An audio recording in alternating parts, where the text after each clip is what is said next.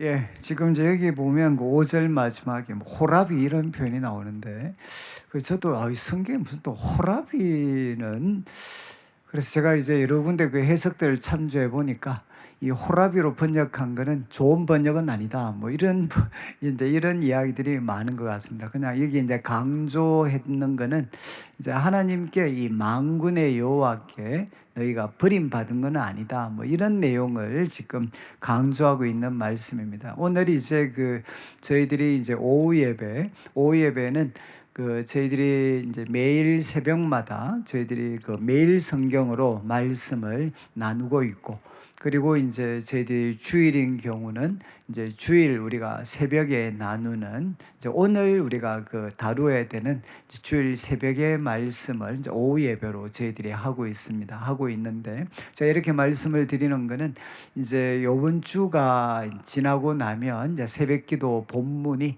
이제 에레미야서가 이제 마무리가 됩니다. 에레미야서가. 그러니까 에레미야서 이제 5, 6장부터 시작을 해서 이제 52장까지 거의 한 달이 훨씬 넘는 시간 동안 이제 이 에레미야서를 새벽마다 이렇게 살펴봤는데, 이제 주일로는 오늘이 마지막입니다. 이제 마지막이기 때문에 제가 이제 오늘 요 본문과 함께 이제 이 에레미야서의 마지막 부분이 어떻게 되어 있는지를 제가 좀 간략하게 말씀을 드리고, 그 다음에 이제 우리가 좀 기도의 제목을 가지고 기도하는 시간을 가지면 좋겠습니다. 이제 에레미야서는 31장부터 33장까지가 이제 구원에 대한 말씀입니다. 구원에 대한 말씀. 31장부터 이제 33장까지가 하나님께서 이제 바벨론에게 망하게 되는 이 이스라엘 백성들을 향한 이제 놀라운 구원의 계획들을 한 33장 정도까지 말씀을 하십니다. 그리고 이제 34장부터 시작을 해가지고 44장까지, 그러니까 34장부터 시작을 해서 한 45장까지는 무슨 말씀인고 하면, 이제 이스라엘이 망하기 직전입니다. 시드기야 왕 때 결국 이제 에레미야는 바벨론이 지금 포위를 하고 있는데, 이제 에레미야는 하나님께 받은 말씀이다라고 해서 이제 이 바벨론에게 항복할 것을 그들에게 교훈을 합니다. 그러니까 너희가 지금 바벨론에게 망하는 것은 이거는 하나님의 뜻이다. 왜냐하면 이스라엘 백성들이 하나님 앞에 범죄를 했고 선지자들을 통해 계속해서 교훈을 했지만 결국 그들이 돌이키지 않았기 때문에 지금 바벨론에게 포위가 되어져 있는데, 이거는 결국 여기에서 구원받는 길로 가는 것은 불가능하고 너희들은 이제 망할 수밖에 없고, 그래서 유일하게 살 길은 무엇이냐? 바벨론에게 항복하는 거다. 이렇게 이제 에레미야가 이야기를 하게 됩니다. 그러니까 정말 시드기야 왕도 그렇고 이제 이스라엘 백성들, 특별히 높은 자리에 있는 분들은 이 에레미야의 이제 이야기를 참 받아들이기 어려웠죠. 그래서 그 과정에서 에레미야는 계속해서 감옥에 갇히게 됩니다. 때로는 진흙구덩이에도 이제 던져지게 되고, 그래서 여러 번 이제 생명의 그런 위협들을 참 느낍니다. 그런데 결국은 에레미야가 이야기했던 것처럼 이제 예루살렘은 바벨론에게 멸망을 당하게 됩니다. 그러니까 참 어떤 바벨론이 이렇게 포위를 했을 때 에레미야가 바벨론에게 항복하라라고 이야기하다가 감옥에 갇혔던 이야기. 그 다음에는 이제 에레미야를 통해서 주셨던 말씀처럼 결국은 예루살렘이 완전히 멸망을 당하게 됩니다. 그러니까 이 에레미야의 말을 거부했던 시드기야 왕을 비롯한 이제 이스라엘의 그런 지도자들은 죽거나 다 포로로 결국은 끌려가게 되고, 예루살렘 성도 불타고 성전도 불타게 되고, 정말 수많은 백성들이 죽고 포로로 끌려가고, 남은 자들은 가장 이제 보잘것없는 사람들, 그러니까 미래에 후환이 될 수 없는 그런 가장 부족한 사람들만 그 땅에 남겨두게 됩니다. 근데 저희들이 지난주, 지지난주도 살폈지만 또 남은 자들, 뻔히 이렇게 망했는데도 불구하고 남아 있었던 소수의 백성들이 또 바벨론이 세웠던 총독 그다랴라는 사람이 있었는데 결국 이 사람을 거부하죠. 바벨론의 앞잡이라고 해서 그달랴를 죽여버리고, 그래서 결국은 이제 그들이 새로운 하나의 이 어떤 바벨론이 통치하는 곳을 벗어나서 다른 곳으로 가려고 합니다. 그런데 결국 그들의 종착지는 어딘가 하면 애굽이었습니다. 애굽. 그래서 이 에레미야도 결국은 이 사람들에게 끌려서 결국 애굽까지 도착을 하게 됩니다. 이 이야기가 이제 44장, 그러니까 정말 이렇게 바벨론에게 포위가 됐다가 에레미야는 감옥에 갇히고 그리고 결국 멸망하게 되고, 그 다음에 멸망한 이후에 바벨론이 총독을 세웠지만 그러나 그것을 또 이스라엘의 남은 자들이 거부해서 그 사람 죽여버리고 결국은 에레미야를 데리고 이제 애굽까지 가게 되는, 하나님께서는 애굽에 가는 것이 그분의 뜻이 아니다 라는 것을 분명하게 밝혔지만 그들은 결국 에레미야까지 데리고 애굽으로 가게 됩니다. 이게 44장까지 말씀이고, 45장은 무슨 이야기인가 하면 에레미야의 모든 예언을 글로 받아 썼던 사람이 있습니다. 에레미야는 말을 하고 하나님께서 에레미야를 통해 주신 예언의 말씀을 글로 기록한 사람이 바룩이라는 인물이 있습니다. 그래서 이 바룩에 대해서 하나님이 주신 말씀, 야, 너는 너 자신을 위해서 큰 일이 이루어질 거 기대하지 마라. 비록 정말 에레미야의 말씀을 기록하고 또 그 말씀의 자리에 서는 것이 힘들다 할지라도 이 길을 잘 지키게 되면 내 생명을 노량물같이 얻게 될 거다. 그래서 이제 그 에레미야의 소위 필사 역할을 했던 이 바룩에 대한 말씀이 이제 45장까지 나오게 됩니다. 자, 그러면 이제 오늘 말씀과 연관이 된 46장부터 51장까지, 이제 에레미야서는 52장으로 마칩니다. 52장으로 마치는데 46장부터 51장까지는 무엇인가 하면 이스라엘을 둘러싼 이방 민족들에 대한 하나님의 심판, 그러니까 이스라엘을 둘러싼 이방 민족들에 대한 하나님의 심판을 46장부터 51장까지 기록을 하고 있습니다. 그런데 이제 구약학자들은 여러분 똑같이 여기 나오는 나라들, 이 이방 나라에 대한 심판이 예를 들면 이사야 선지자 같으면 거의 비슷한 분량인데 몇 장부터 나오는가 하면 13장부터 나옵니다. 13장부터 시작을 해서 20대 초반까지가 지금 이제 열방에 대한 심판입니다. 결국 무슨 말씀인가 하면 중간 앞부분에 이제 이방에 대한 심판이 기록이 되는데, 에레미야는 이제 심판에 대한 가르침을 제일 마지막에 배치합니다. 제일 마지막에. 그래서 어떻게 보면 오늘 우리가 말씀을 살피겠지만 이제 결국 이스라엘은, 그리고 예루살렘은 멸망을 했습니다. 이제 뭘 보여주는가 하면, 여러분 이제 이 열국에 대한 심판은 두 개의 중심 나라가 있습니다. 중심 나라. 그 중심 나라가 무엇인가 하면 여러분 47장은 누구에 대한 심판이죠? 47장은 결국 누구에 대한 심판인가 하면, 그 46장은 누구에 대한 심판인가 하면 바로 애굽, 이집트에 대한 심판입니다. 이집트에 대한 심판이 46장 전체를 통해 기록이 되어져 있습니다. 왜 애굽에 대한 심판이 제일 먼저 기록이 되었겠습니까? 이유는 뭔가 하면 바로 이스라엘 백성들이 예루살렘이 멸망을 당하고 이스라엘이 완전히 망했지만 결국 하나님의 말씀, 선지자 에레미야를 통해 주신 하나님의 말씀도 거역하고 그들이 살 곳이다 라고 선택을 한 곳이 어딘가 하면 바로 이집트였습니다. 이집트, 애굽이었습니다. 그래서 이스라엘 백성들이 하나님의 말씀을 거부하고 바로 선택했던 애굽, 바로 이집트.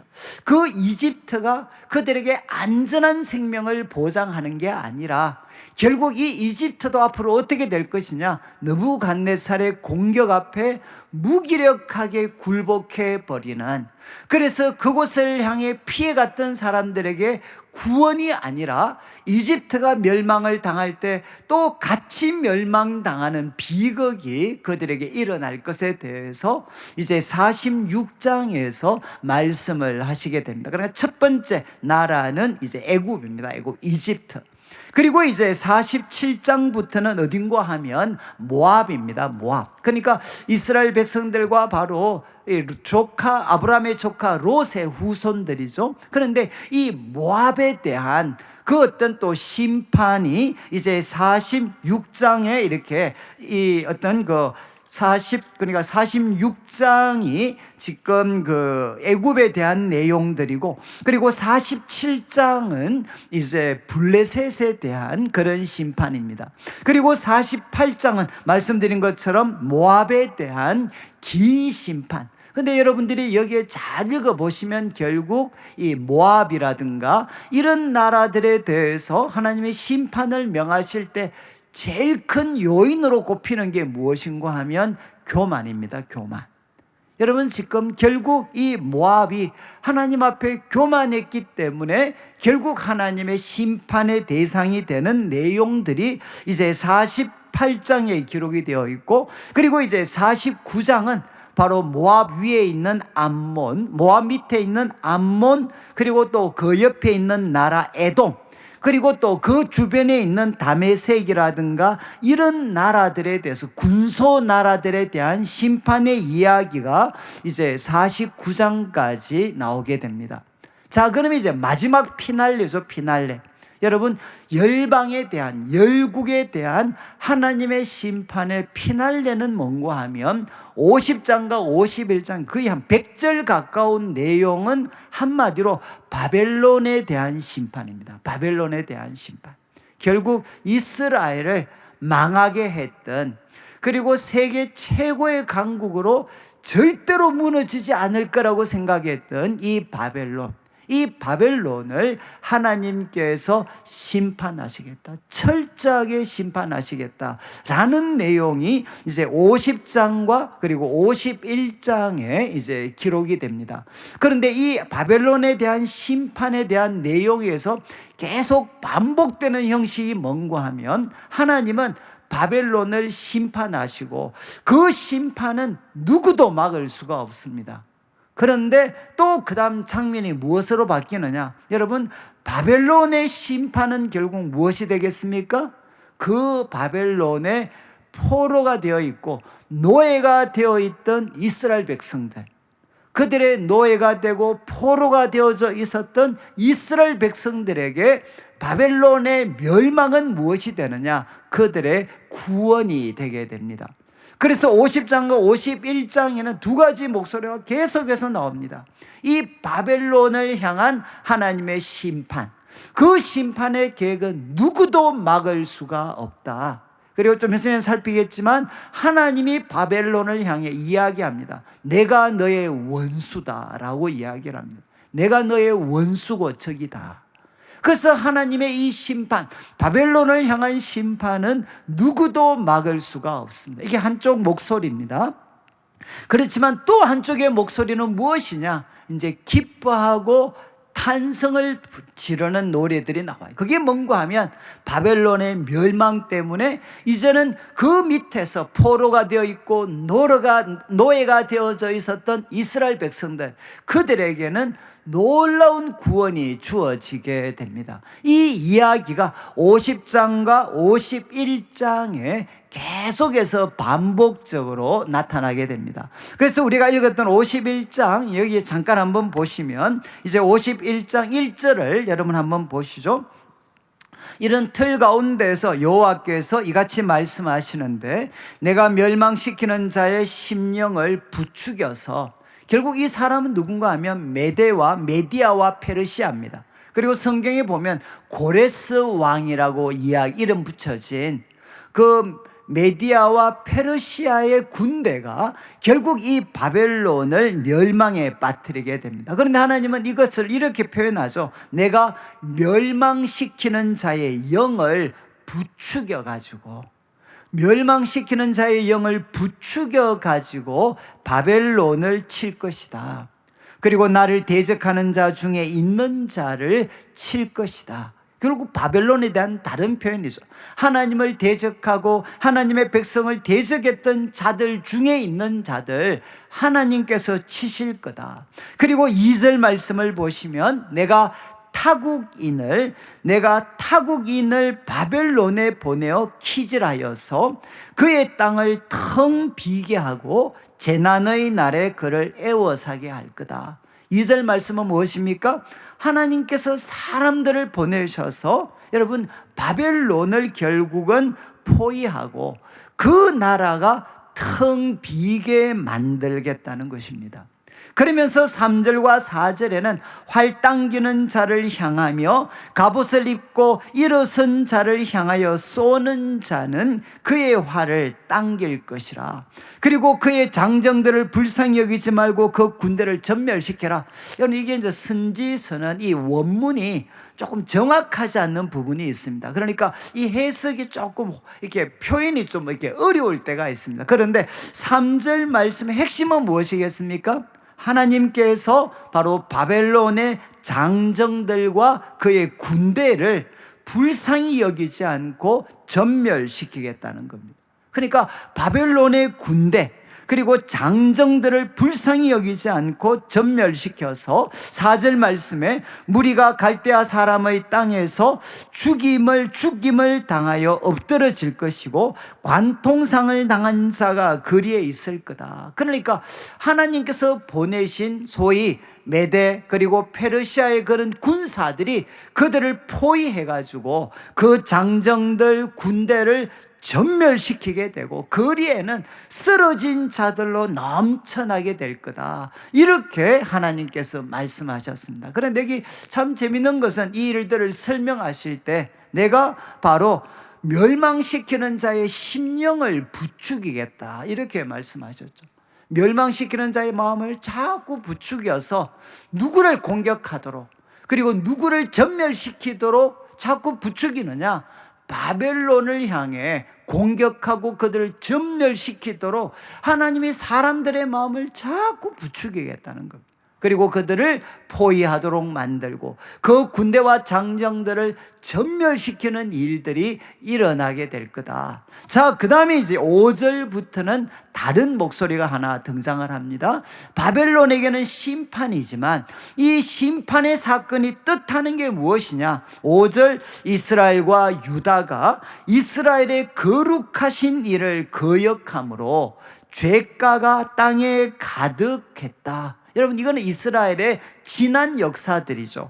이스라엘과 유다가 이스라엘의 거룩하신 일을 거역했기 때문에 죄과가 그 이스라엘 땅에 가득했습니다. 그래서 결국은 그곳에서 쫓겨나게 됐죠. 그런데 선지자를 통해 하나님이 뭐라고 말씀하시나? 그 하나님 만군의 여호와에게 버림받은 호라비는 아니니라. 여러분, 하나님이 분명히 그들을 땅에서 쫓아냈지만 여러분, 하나님께 영원히 버림받은 사람은 아니다. 이렇게 하나님은 선지자를 통해 말씀을 하십니다. 그래서 6절 말씀에 바로 그들이 영원히 버림을 받지 않았기 때문에 일어난 일이 무엇이냐? 바벨론이 멸망을 당하게 되고 그리고 바벨론 땅에 살던 사람들에게는 무엇을 도전합니까? 6절 말씀에 바벨론 가운데서 도망하여 나와라. 여러분, 앞으로 이제 이 51장 마지막에 가면 또 목소리가 나옵니다. 바벨론 가운데서 도망하여 나와라. 그래서 자기 생명을 구원하고 그의 죄악으로 말미암아 끊어짐을 보지 말지니 여호와의 보복의 때니 그에게 보복하시리라. 여러분, 하나님께서 이제 바벨론에게 복수를 하실 거니까, 보복을 하실 거니까, 여러분, 그 땅에 노예가 되어 있고 포로가 되어 있는 이스라엘 백성들이 살려면 어떤 선택을 해야 됩니까? 그 땅을 떠나야 되는 겁니다. 바로 그 바벨론에서 도망해라. 이것이 이스라엘 백성들에게는 생명의 길, 살 길이 될 것이다 라고 선지자를 통해 말씀을 하십니다. 그리고 7절 바벨론은 하나님 앞에 어떤 의미를 가졌느냐? 여호와의 손에 잡혀 있어 온 세계가 취하게 하는 금잔이다. 그리고 문민족이 그 포도주를 마심으로, 그 다음 뭐라고 했습니까? 미쳐버렸다. 여러분, 세상을 돈에, 쾌락에, 우상에 바로 미쳐버리도록 하나님께서 사용하신 금잔이 바로 이 바벨론이었다는 거죠. 여러분, 세상 사람들로 하여금 돈에 취하게 만들고 권력에 취하게 만들고 우상에 취하게 만들고 바로 쾌락에 취하게 그것을 만들었던 금잔과 같은 역할을 한 게 바로 이 바벨론이었다는, 바벨론. 자, 그래서 8절 말씀에 온 세상을 하나님 대적하는 세상이 되도록 미쳐버리도록 만들었던 이 바벨론, 이 바벨론을 하나님이 그냥 두시지 않고 8절 말씀, 바벨론이 갑자기 넘어져 파멸되게 할 것이다. 이로 말미암아 울라, 그 상처를 위하여 유향을 구하라, 혹은 나으리로다. 이렇게 사람들은 이야기하지만 9절을 보시죠. 9절, 우리가 바벨론을 치료하려 하여도 낫지 아니한즉. 여러분, 하나님이 치셨을 때 이 바벨론을 소위 치료하는 것은 불가능하다는 겁니다. 그러니까 어떻게 해야 되느냐? 버리고 각기 고향으로 돌아가자. 여러분, 이것이 이스라엘 백성들의 살 길이라는 거죠. 바벨론을 고치는 게 아니라 그들을 버리고 고향으로 돌아가자. 하나님의 화가 하늘과 궁창에 바로 미쳤다. 그러면서 10절을 보시면 이제 여호와께서 우리 공의를 드러내셨기 때문에 오라 시온에서 우리 하나님 여호와의 일을 선포하자. 여러분, 이제 하나님께서 이 바벨론을 심판하시는 것은 누구 때문이라는 거죠? 바로 하나님의 백성 이스라엘을 영원히 버리시지 않고, 그리고 그들의 기도를 기억하셔서 결국 어떤 일을 하시느냐? 이제 바벨론을 심판하신다는 겁니다. 그래서 우리 11절부터 한 제가 14절까지만 좀 보겠는데, 여기는 다 무슨 내용이냐?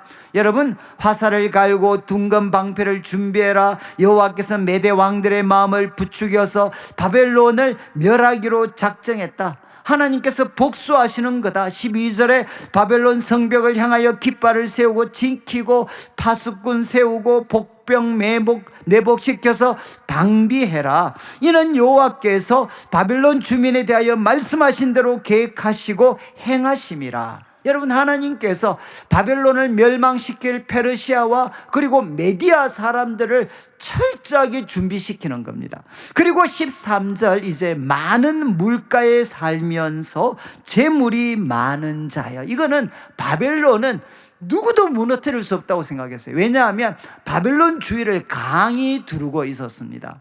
그래서 도저히 이 어떤 그들을 두르고 있는 이 강들 때문에 누구도 바벨론은 무너뜨릴 수 없다고 생각을 했는데, 이제 하나님이 말씀을 하시죠. 많은 물가에 살면서 재물이 많은 자여, 내 재물의 한계, 내 끝이 왔다. 너의 끝이 왔다. 그리고 이제 14절에 만군의 여호와께서 자기 목숨을 두고 맹세하시는데 내가 진실로 사람을 메뚜기같이 내게 가득하게 할 건데 그들이 너를 향하여 환성을 높일 거다. 다른 말로 하면 하나님께서 결국 이 바벨론, 누구도 무너뜨릴 수 없다고 생각했던 이 바벨론을 철저하게 바로 멸망시킬 것이고, 그래서 15절부터는 바로 하나님을 향한 찬양이 바로 등장을 합니다. 바로 우리 하나님을 향해서 찬양을 해라.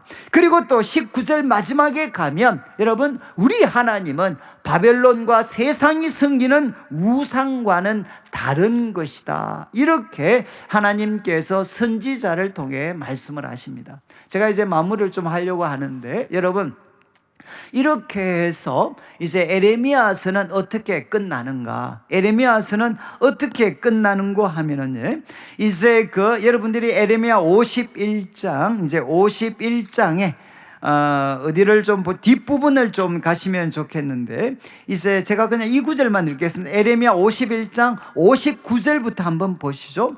에레미야 51장 이제 59절. 이게 에레미야서의 이제 마지막입니다. 에레미야서의 마지막인데, 먼저 45절을 제가 한번 읽겠습니다. 45절. 나의 백성아, 너희는 그 중에서 나와 각기 여호와의 진노를 피해라. 여러분, 지금 바벨론이 멸망하고 있는데 거기에 노예가 되었고 포로가 되어서 살아가는 이스라엘 백성들을 향해 하나님이 선지자들을 통해 말씀하십니다. 나의 백성아, 너희는 그 중에서 나와 각기 여호와의 진노를 피하라. 제가 왜 이 말씀을 인용했느냐? 이 말씀이 신약에 어디에 등장하겠습니까? 여러분, 나중에 성집에 가셔서 요한계시록 18장을 가보면 여러분, 이제 하나님께서 7인 그리고 나팔 대접을 통해 세상을 심판을 하십니다. 그리고 바로 이 바벨론, 여러분, 로마를 바벨론에 비유를 합니다. 이 바벨론을 하나님께서 심판하실 거다. 그러면서 18장에 위대한 승리의 노래가 나오면서 이 구절이 인용이 됩니다. 내 백성아, 내 백성아, 거기서 나와. 내 백성아, 내 백성아, 거기서 나와 여호와의 그 진노를 피해라. 이렇게 요한계시록의 후반부에 이 표현이 등장하게 됩니다. 여러분, 우리가 살고 있는 세상은 사실은 바로 이 바벨론과 같은 모습을 가지고 있죠. 우리로 하여금, 사람들로 하여금 돈과 권력과 쾌락과 우상에 미치도록, 거기에 취해 살도록 만드는, 여러분, 바로 어떤 금잔과 같은 존재가 이 바벨론입니다. 그런데 여러분, 바로 이 바벨론은 바로 반드시 하나님에 의해서 무너지게 되고, 그리고 이제 음성이 들리는 거죠. 내 백성아, 내 백성아, 거기서 나와라. 여러분, 이게 철로 역정의 출발점입니다. 여러분, 나중에 철로 역정 한번 읽어보시면 그가 바로 우리가 살고 있는 이 세상이 요한계시록에 울려 퍼졌던 것처럼 장차 멸망할 성이다라는 것을 깨닫고, 내 백성아, 내 백성아, 거기서 나와라. 이 하나님의 초청에 반응하는 것이 하늘을 향해 가는 철로 역정의 출발점이 되는 거죠. 지금 이제 이런 음성을 하신 다음에 이제 그 59절부터는, 여러분, 제가 그냥 한번 보시죠. 59장 59절 한번 보시죠.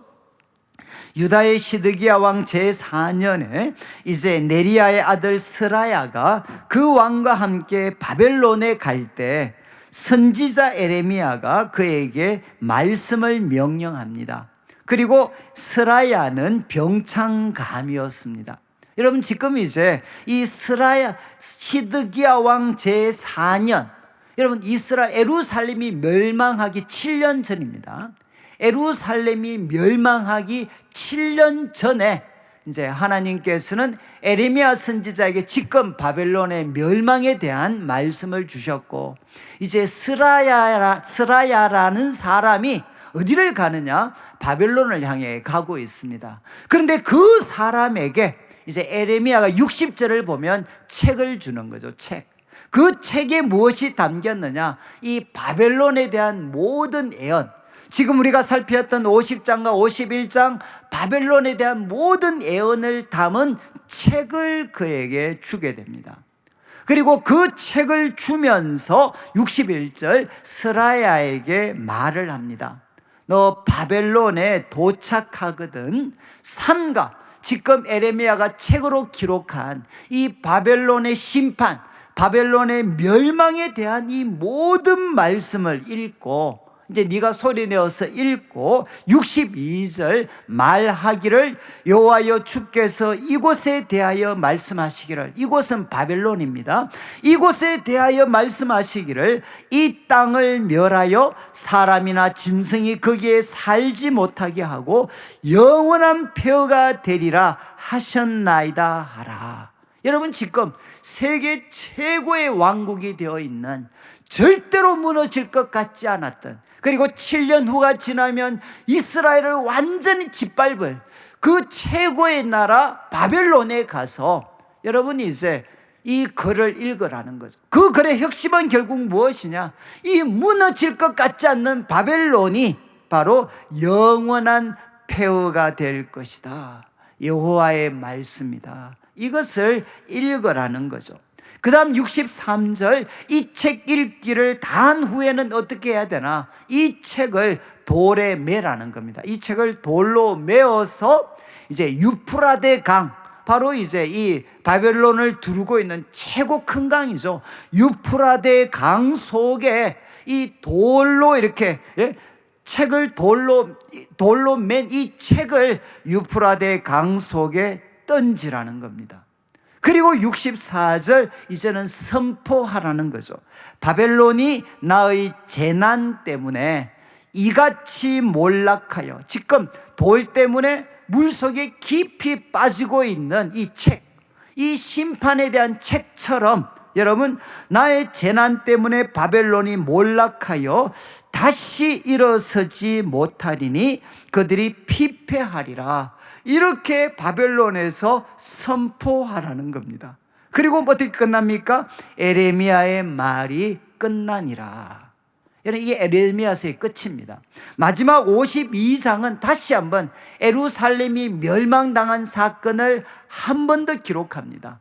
그런데 에레미야의 끝은 절망이 아니고 희망입니다. 무엇으로 끝나느냐? 바벨론의 포로가 되었던 여호야긴 왕이 이제는 풀려나서 바벨론 사람들한테 귀한 대접을 받는 이야기로 이제 에레미야서 52장은 마쳐지게 됩니다. 그런데 이제 에레미야 예언의 말씀은 51장에서 마치죠.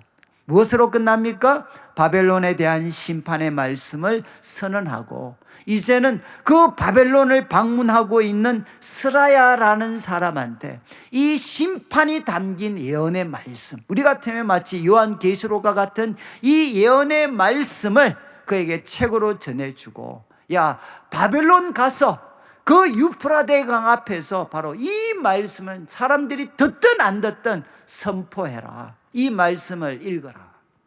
그리고 사람들 앞에서 어떤 행동을 하느냐? 이 책을 돌로 묶어가지고 바로 유프라데 강 속에 던져버려라.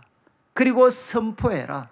바로 이 돌이, 이 돌로 묶인 책이 바로 땅, 바다, 강 깊은 곳에 빠지는 것처럼 여러분, 무너질 것 같지 않는 이 바벨론, 이 바벨론이 반드시 몰락해서 다시는 일어나지 못하는 일이 일어날 것이고, 바로 이 일을 여호와께서 명령하시고 말씀하셨다라는 내용으로 이제 이 에레미야의 긴 예언의 말씀이 이제 끝을 맺고 있습니다.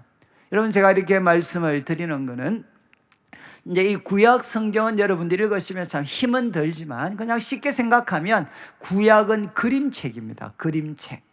그래서 정말 신약에 나오는 우리가 가르침을 여러분께 그림책으로 펼쳐서 우리에게 보여주는 게 이 구약의 말씀입니다. 여러분, 우리는 세상에, 그리고 어떤 악한 사람들, 때로는 악한 정부가 되든 악한 나라를 보든 이런 사람들이 절대로 무너질 것 같지 않고, 그리고 그들은 영원할 것 같습니다. 그러나 성경이라는 그림책을 쭉 읽어보면 결국 무엇을 알 수 있습니까? 역사 가운데 절대로 무너질 것 같지 않았던 나라들, 바벨론도 그렇고 애굽도 그렇고 아수르도 그렇고, 여러분, 하나님을 대적했던 나라들의 그 끝이 어떻게 됐는가 하는 것을 우리는 분명히 알 수 있습니다. 그리고 여러분이 이제 우리 가끔 그런 이야기 하잖아요. 정말 우리를 애매하게 고생시키고 그러면서도 자기들은 떵떵거리면서 사는 사람들, 억울할 때가 너무 많잖아요. 근데 여러분, 이 그림책인 구약 성경을 보면 여러분, 하나님이 손을 대시면 누구도 피할 수가 없습니다. 그러면 우리는 무슨 말씀을 신뢰할 수 있나? 모든 심판과 분노를 하나님께 맡겨라. 여러분, 우리가 심판하고 우리가 칼을 대면 여러분, 서로가 망가집니다. 그러나 가장 완전한 심판은 누가 하시느냐? 살아계신 하나님이 하시는 거죠.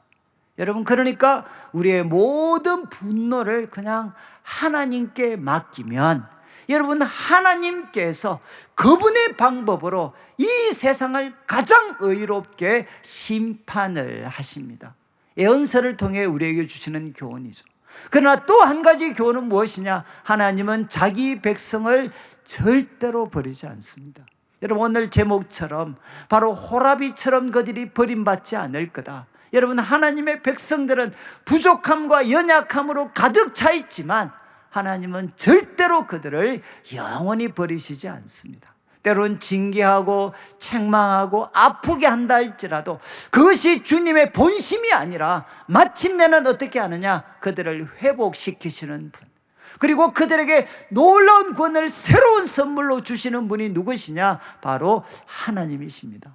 그래서 우리들의 삶이 때로는 우리들의 부족함 때문에 우리들의 잘못된 선택 때문에 어려워졌다 할지라도 여러분, 하나님은 어떤 분이시냐? 하나님은 정말 긍휼과 사랑이 한이 없으신 분이시기 때문에 때로는 우리를 징계하시고 책망하신다 할지라도 어떻게 되느냐?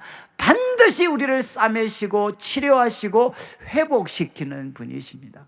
그리고 여러분, 이 구약 성경을 읽다 보면 질문이 그거잖아요. 결국은 죄는 심판을 받습니다. 이스라엘 하나님의 백성들이 심판받은 것, 결국은 바로 그들의 죄 때문이죠. 그들의 죄. 결국 죄가 우리 개인과 우리가 속해 있는 이 세상에 가장 큰 고통을 가져다 줍니다. 그러면 결국 이 고통으로부터 우리가 구원을 받기 위해서는 뭐가 해야 되죠? 죄 문제가 해결이 되어야 됩니다. 여러분, 그런데 이 죄 문제에 대한 해결책은 무엇이냐? 성경이 결국 제시한 것은 무엇이냐? 악한 자들을 전부 다 제거하는 게 여러분, 구원의 방법이 아니고 예수 그리스도의 십자가, 예수 그리스도의 십자가가 이 악한 세상, 이 죄악에 가득하여서 하나님의 심판을 받을 수밖에 없는 사람과 세상, 그들을 향한 하나님의 구원 방법은 무엇이냐? 예수님의 십자가입니다. 그래서 저는 한 목사님이 과거에 한동안, 여러분 참 우리가 지금도 이념 갈등이 심하지만 이분이 그런 이야기를 하셨죠. 우리 청년들 모임에 오셔서, 여러분 이 세상, 그때는 우리가 50 독재 정권 아래였습니다. 여러분, 이 세상을 구원하시기 위해서 결국은 그 독재 정권의 앞잡이들의 피를 흘린다고 해서 여러분, 이 세상이 구원을 받겠습니까? 그리고 또 여러분, 바로 이 독재, 이 악한 세상을 바로 잡으려고 하는 그 소위 청년들과 의로운 자들의 피가 흘려진다고 해서 이 세상이 고쳐지겠습니까? 여러분, 이 세상은 독재자들의 피도 아니고, 그리고 의인들의 피도 아니고 예수 그리스도의 피만이 이 세상을 고칠 수가 있습니다. 여러분, 이것이 성경의 가르침입니다.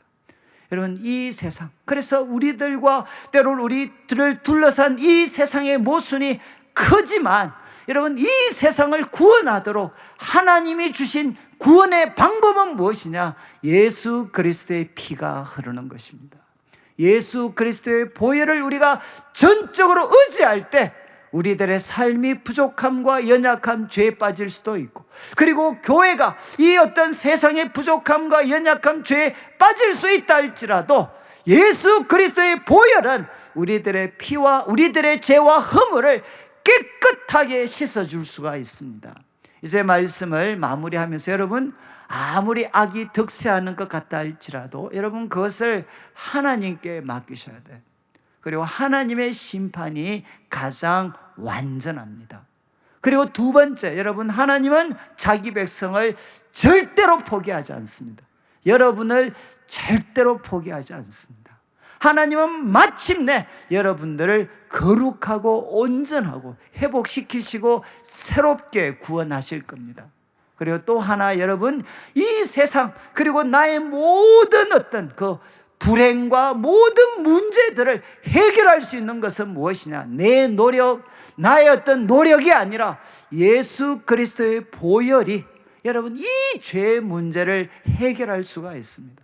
그래서 저는 우리 교회가 말씀을 듣고 기도하고 우리 성도들의 삶 속에 이 예수 그리스도의 보혈이 항상 강같이 흐를 때, 그때 우리 성도들의 삶에 하나님의 놀라운 구원의 역사가 나타날 수 있습니다. 그래서 우리 한 10분 정도 기도를 드릴 때, 하나님, 저의 모든 참 억울한 마음, 아픈 마음 주님께 맡깁니다. 하나님, 제 스스로 심판하거나 복수하려고 하지 않고 제가 하나님께 맡길 수 있도록 해주시고, 그리고 두 번째, 제가 비록 부족하더라도 하나님은 끝까지 자기 백성을 포기하시지 않습니다. 포기하지 않는 주님의 사랑으로 저를 붙잡아 주십시오. 그리고 세 번째, 하나님, 주님의 보혈로 저를 덮어 주십시오. 주님의 보혈로 저를 깨끗이 씻어주시고 우리 가정을 깨끗이 씻어주시고 주님의 몸된 교회를 주님의 보혈로 깨끗이 씻어주시고 우리가 발디디고 사는 이 땅에도 예수 그리스도의 보혈이 강같이 흐를 수 있도록 도와주시옵소서. 우리 합심해서 기도하고 우리가 좀 나중에 시간 되면 제가 축도로 마무리하겠습니다. 같이 우리 기도드리겠습니다.